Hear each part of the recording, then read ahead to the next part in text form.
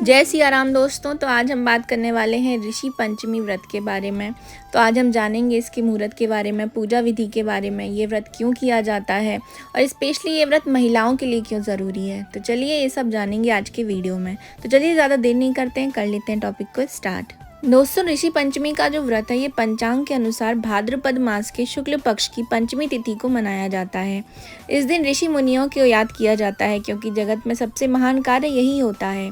प्रत्येक जीव जंतु और मानव की रक्षा करना, सनातन धर्म में सभी का मान सम्मान करना, सभी की सुरक्षा करना हमारा पहला कर्तव्य भी माना जाता है। हिंदू धर्म में ऋषि पंचमी का व्रत सप्त ऋषियों की पूजा करने के लिए हर साल मनाया जाता है। यह व्रत विशेष रूप से महिलाओं के लिए बहुत ज़्यादा महत्वपूर्ण होता है। माना जाता है कि इस व्रत को करने से लोगों को संतान की प्राप्ति भी होती है और वैवाहिक जीवन सुखमय भी होता है। ऋषि पंचमी का पर्व हर महीने भाद्रपद महीने के शुक्ल पक्ष की पंचमी को मनाया जाता है। यह जो पर्व होता है ये गणेश चतुर्थी के अगले दिन आता है। इस पर्व के दिन सप्त ऋषियों के प्रति श्रद्धा भाव व्यक्त भी किया जाता है। ऐसी मान्यता है कि यह व्रत जाने अनजाने में हुए पापों से आपको मुक्ति भी दिला देता है। इस दिन गंगा स्नान का विशेष महत्व होता है। यह व्रत पुरुष भी अपनी पत्नी के लिए रख सकते हैं। तो आइए अब जानते हैं कि ऋषि पंचमी का जो व्रत है ये कब आ रहा है।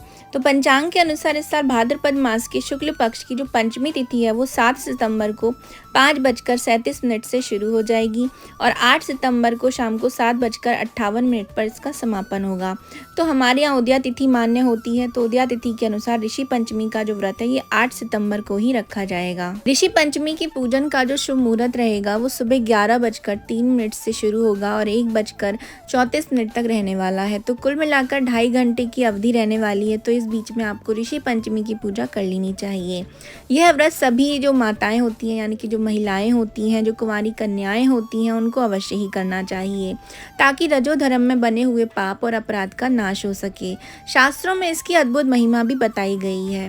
भविष्य पुराण में प्रसंग आता है कि उतंग ब्राह्मण के घर में उनकी पुत्री विधवा हो गई थी और उसके शरीर में कीड़े पड़ गए थे। ब्राह्मण ने ध्यान करके देखा तो पता चला कि पिछले 7वें जन्म में इसने रजो धर्म में शास्त्रों का नियम पालन नहीं किया था, इसी कारण इसे अब दुख होता है।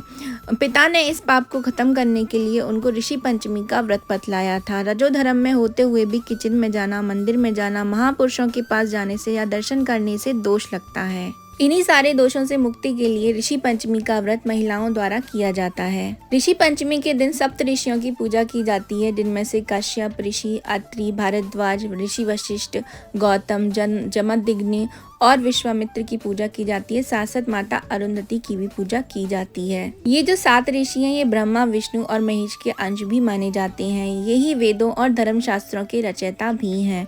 माना जाता है कि इस व्रत को करने से सभी प्रकार के पापों से मुक्ति मिलती है और जीवन में सुख शांति आती है। आइए अब जानते हैं ऋषि पंचमी की बहुत ही सरल विधि। ऋषि पंचमी वाले दिन आपको ब्रह्म मुहूर्त में ही उठ जाना है और आपको जो है स्नान कर लेना है। वैसे तो इसमें गंगा स्नान का बहुत महत्व होता है।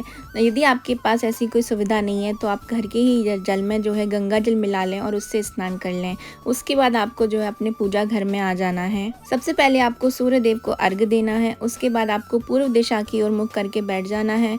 उसके बाद आप जो है एक चौक पूरी है, उसके ऊपर एक पटा रखिए, उसके ऊपर एक लाल कलर का कपड़ा बिछाइए। फिर जो है उसके ऊपर एक थाली रख लीजिए या फिर उस कपड़े के ऊपर जो है आपको सप्त ऋषियों का दल बनाना है, एक मंडल तैयार करना है। इस तरीके से सप्त ऋषियों की मूर्ति जो है आप तैयार कर लीजिए। एक कलश रख लीजिए। कलश के ऊपर जो है श्री गणेश को बिठाइए क्योंकि प्रथम पूजा जो है वो गणेश भगवान की ही की जाती है। उसके बाद आपको जो है सप्त ऋषियों की पूजा करनी है। आपको एक मिट्टी का दिया भी ले लेना है। मिट्टी का दिया प्रज्वलित कीजिए। उसके बाद जो है सप्त ऋषियों को आप स्नान कराइए। यदि आपके पास पंचामृत है और स्पेशली अगर भैंस के दूध का अगर पंचामृत है तो उससे आपको जो है दूध, दही, शहद, घी, गंगा जल इन सब से उनको स्नान कराना है। फिर स्वच्छ जल से स्नान कराइए और ये सब आपको कुशा से करना है। यदि आपके पास कुशा नहीं है तो आप दूर्वा का भी इस्तेमाल कर सकते हैं। फिर उसके बाद आपको उनको चंदन का तिलक लगाना है, चावल चढ़ाइए। उसके बाद उनको अबीर गुलाल चढ़ाइए। चाहिए। इस तरीके से भगवान को जो है पूजा कीजिए सप्तऋषियों की। उसके बाद उनको पंचमेवा का जो है फल के रूप में या फिर कोई भी मिठाई हो, यदि कोई ऐसा कुछ भी नहीं है आपके पास तो आप केवल पंचमेवा का भोग भी लगा सकते हैं। तो इस तरीके से आपको भोग लगा देना है। छोटा सा हवन कर लीजिए, हवन में वो पंचमेवा डाल दीजिए। तो इस तरीके से जो आपकी पूजा है वो संपन्न हो जाती है। यदि आपको सप्तऋषियों का मंत्र आता है तो सप्तऋषियों के आप मंत्रों का भी जाप कर सकते हैं। सप्तऋषि की जो ऋषि पंचमी की कथा है आप उसका पाठ कर लीजिए। कथा और जो मंत्र है वो मैं नीचे डिस्क्रिप्शन बॉक्स में दे दूंगी, तो आप उनको वहाँ से पढ़ सकते हैं। तो अंत में आपको सप्तऋषियों का आशीर्वाद लेना है। इस तरीके से आप अपनी सिंपल विधि से जो है सप्तऋषि की जो पूजा है ऋषि पंचमी की वो आप संपन्न कर सकते हैं। मान्यता है कि ऋषि पंचमी के दिन व्रत रखने से सप्तऋषियों के आशीर्वाद से घर परिवार में सुख समृद्धि बनी रहती है। इस दिन पूरे देश में श्रद्धालु बड़ी श्रद्धा और भक्ति के साथ सप्तऋषियों की आराधना भी करते हैं और अपने जीवन को धर्ममय बनाने की कामना करते हैं।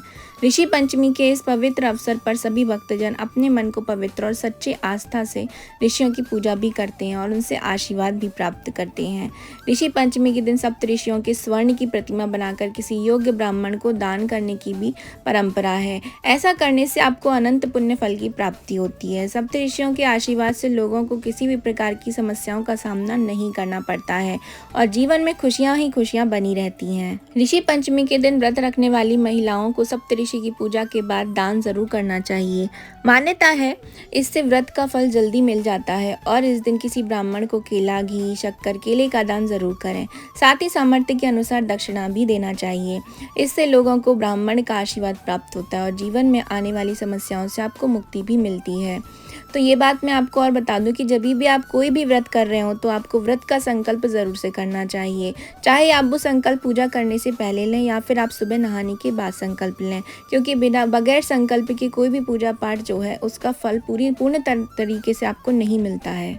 ऋषि पंचमी के दिन ऋषियों का आशीर्वाद प्राप्त करने से ज्ञान और बुद्धि में वृद्धि होती है। इस दिन किए गए पूजन से पापों का नाश भी होता है। ऋषि पंचमी के दिन पूजा करने से आयु और स्वास्थ्य में वृद्धि होती है। इसके अलावा कुंवारी कन्याएं सुखी वैवाहिक जीवन के लिए ऋषि पंचमी का व्रत रखती हैं। सभी पापों से मुक्ति के लिए, सभी दोषों से मुक्ति के लिए इस व्रत को सर्वोत्तम माना जाता है। इसलिए प्रत्येक महिला को यह व्रत जरूर से करना चाहिए। अब ये जानते हैं कि इस व्रत में हमको क्या खाना चाहिए, क्योंकि ये जो व्रत है ये नॉर्मल व्रतों से थोड़ा सा अलग व्रत होता है, क्योंकि इसमें ऐसा कहा जाता है कि जो खेतों में चीज़ें उगाई जाती हैं उनका सेवन जो है वर्जित माना जाता है। इसमें कि मतलब कि जो चीज़ खेतों में उग रही है तो वो उसका सेवन आप नहीं कर सकते हैं। और इसमें जो दूध होता है वो सिर्फ भैंस का ही दूध पिया जाता है। इसमें गाय के दूध का जो है सेवन करना भी वर्जित माना जाता है। तो मोरधन होता है जिसे वरई, समा के चावल या व्रत के चावल भी कहा जाता है। एक प्रकार का अनाज होता है जिसे अक्सर उपवास और व्रत के दिनों में खाया जाता है। यह एक छोटे आकार का सफ़ेद दाना होता है और साधारण चावल की तरह ही दिखता है, लेकिन ये गेहूं और चावल जैसे पारंपरिक जो अनाज होते हैं उनकी श्रेणी में नहीं आता है। तो इसको जो है आप इस व्रत में खा सकते हैं। जो भी महिलाएं ऋषि पंचमी का व्रत रखती हैं वे 2 समय फलाहार करके व्रत को पूर्ण कर सकती हैं। हाँ, इस व्रत में आप नमक खा सकते हैं। नमक आप चाहें तो सिंपल भी खा सकते हैं। अगर आप सेंधा नमक खाते हैं तो वो सर्वोत्तम रहता है।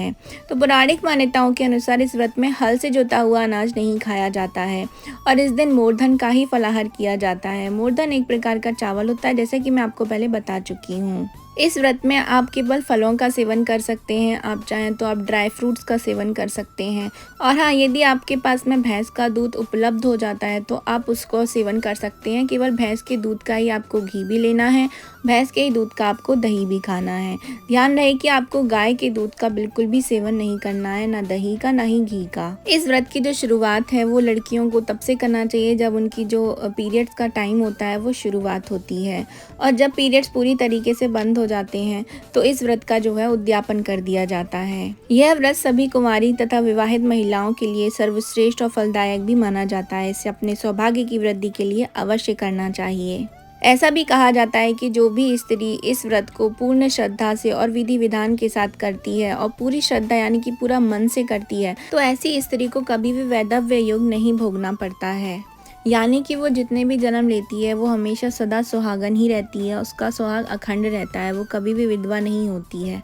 इस व्रत की बहुत ज़्यादा मान्यता है और ऐसा भी कहा जाता है कि इस व्रत को यदि कोई भी महिला करती है, जिससे भी जाने अनजाने में जो भी पाप होते हैं तो वो स्वतः ही नष्ट हो जाते हैं। तो ये महिलाओं के लिए नहीं है, ये जो व्रत है ये पुरुष भी कर सकते हैं, क्योंकि जाने अनजाने में पाप तो हम लोगों से होते ही रहते हैं। ऐसे बहुत सारे पाप होते हैं कि जो हमसे हो जाते हैं, जैसे कि हम सड़क पे चल रहे होते हैं तो कुछ जो छोटे छोटे जीव होते हैं वो भी हमारे पैरों से जो है मर जाते हैं या अपने जीवन को खो देते हैं।